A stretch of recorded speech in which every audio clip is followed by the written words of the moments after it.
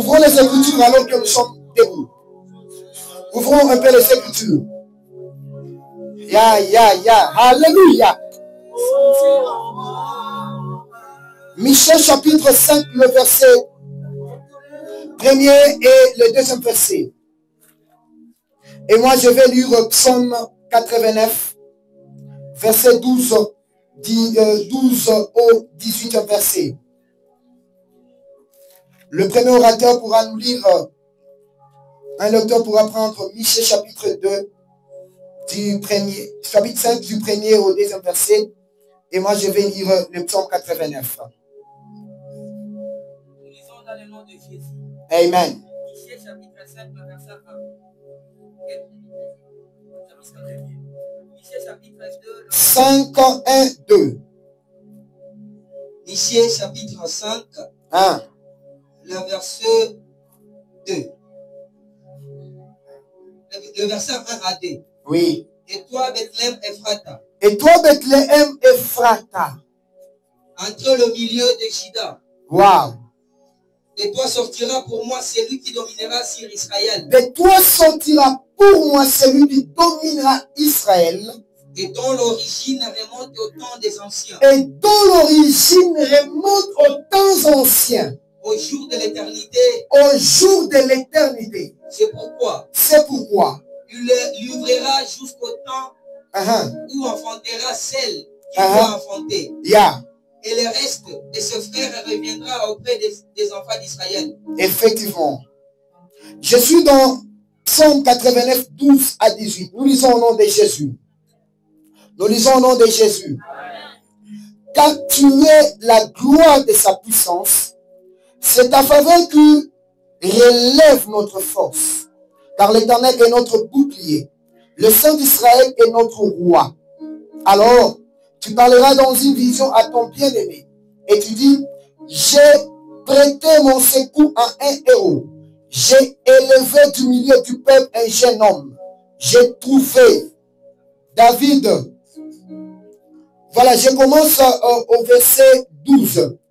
C'est à toi qu'appartient le ciel et la terre. C'est toi qui as fondé le monde et ce qui renferme. Tu as créé le nord et le midi. Les tabots et les mondes se réjouissent en ton nom. Ton bras est puissant. Ta main est forte. Ta droite est élevée.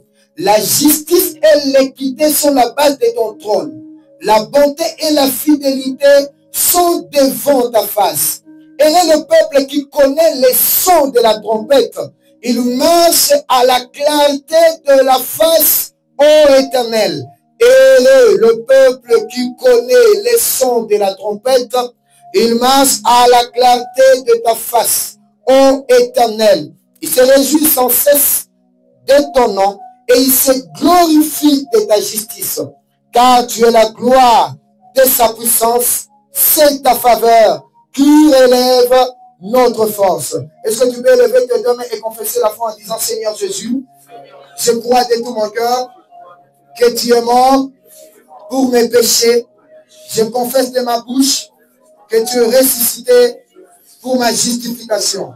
Seigneur Jésus, je crois de tout mon cœur que tu es mort pour mes péchés. Je confesse de ma bouche que tu es ressuscité pour ma justification. Je suis enfant de Dieu, scellé par le Saint-Esprit, justifié à jamais. Je suis enfant de Dieu, scellé par le Saint-Esprit, justifié à jamais. Acclamons le Seigneur Jésus pour l'œuvre de la croix. Maisha ya kiroho. Maisha ya kiroho.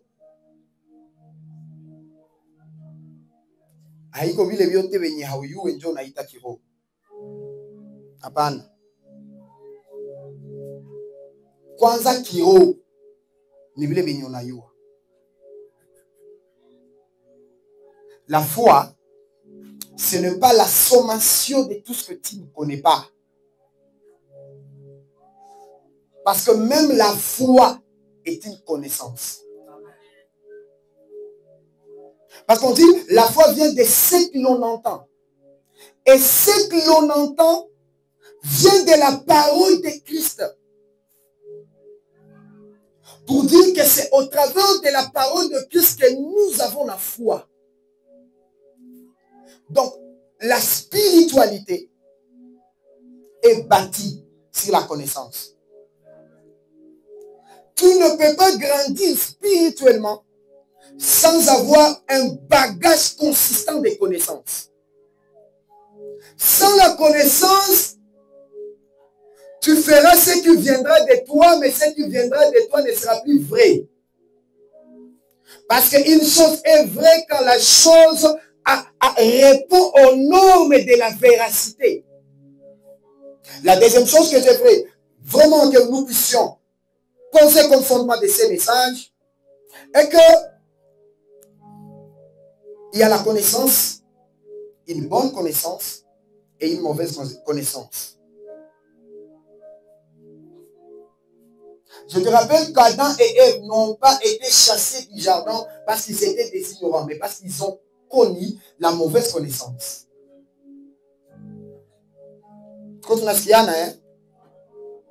Ils ont été chassés du jardin parce qu'ils ont connu ce qu'il ne fallait pas connaître. Et regarde comment la mauvaise connaissance abîme la vie des gens. Parce qu'au travers de la mauvaise connaissance, ils ont connu ce qu'ils ne devraient pas savoir. Et quand ils ont connu ce qu'ils ne devraient pas savoir, Adam et Ève, ils ont eu la conscience qu'ils étaient nus. Parce qu'Adam et Ève, wamejua wasizotakiwa kuvijua, wakajua kama hawavali. Donc tout ce que le diable pouvait les promettre dans la consommation du fruit défendu, il y a une manifestation de connaissance comme ils sont nus. Parce que le diable leur a dit, quand vous mangerez ça, vous serez comme Dieu. Donc pour être comme Dieu, selon le diable, signe à quoi c'est être conscient qu'on est nu. Je suis en train de dire ceci. Quand tu es dans la bonne connaissance selon Dieu, quand tu connais ce que tu es censé connaître, c'est là que tu es couvert de la gloire de Dieu. Et la gloire de Dieu, c'est que la gloire fait.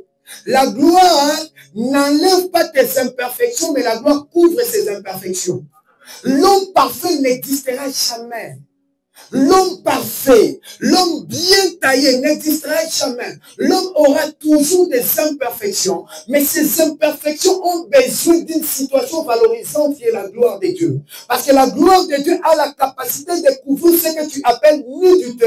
Il est nudité n'a aucun mode de vie. Je suis venu dire à une personne qui est dans la situation comme Moïse. Dieu veut appeler Moïse, Moïse dit à Dieu, non, non, je suis incapable de parler. Dieu utilise cette incapacité de communication de Moïse, il dit, comme tu ne sais pas parler, tu ne seras pas prophète. Parce que pour être prophète, il faut avoir la capacité de s'exprimer. Mais comme alors tu acceptes que tu es incapable, mais malgré ton incapacité, tu m'acceptes quand même. Ce que je vais faire, devant Pharaon, tu ne seras plus prophète. Devant Pharaon, tu seras Dieu. Donc quand nous élevons Dieu, Dieu nous élève aussi.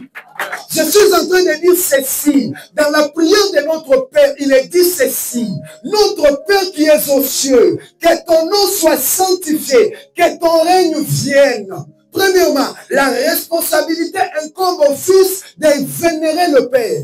Quand le Fils vénère le Père étend son règne. Alléluia, alléluia. Vous voulez le règne de Dieu, sanctifie son nom. Alléluia. Tu veux le règne de Dieu, sanctifie son nom. Alléluia. Est-ce que tu me veux qu'à base vizuri tout tuanze vizuri vizuri? Hiyo base imeingia hein?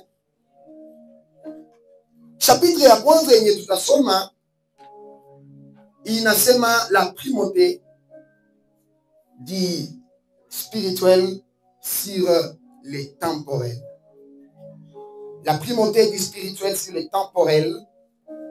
La primauté, c'est premièrement une situation de prééminence. La primauté, c'est ce que l'on met au premier rang. La primauté, ça veut dire encore la supériorité. Ça veut dire encore la priorité d'une chose. le fait pour une chose, devenir le premier en raison de son importance. C'est ça la définition que tu peux capter du concept primauté. Et nous devons savoir que nous avons la primauté au travers de ce que Jésus-Christ a fait pour nous. Alléluia, alléluia. Dans la spiritualité, c'est les domaines de l'esprit. Je voudrais vraiment qu'on se limite à cette définition là-bas. C'est l'ordre de l'esprit, l'émanation du divin. J'ai vraiment préféré cette définition. Contrairement au temporel, le temporel, c'est des choses qui sont au domaine du temps, des choses, des événements, des circonstances, des éléments qui passent, qui sont passagers, qui sont éphémères, qui peuvent commencer et qui peuvent finir. Le caractère de ce qui est temporel, il y a la matière et il y a aussi la fragilité. Amen, amen. Amen, amen.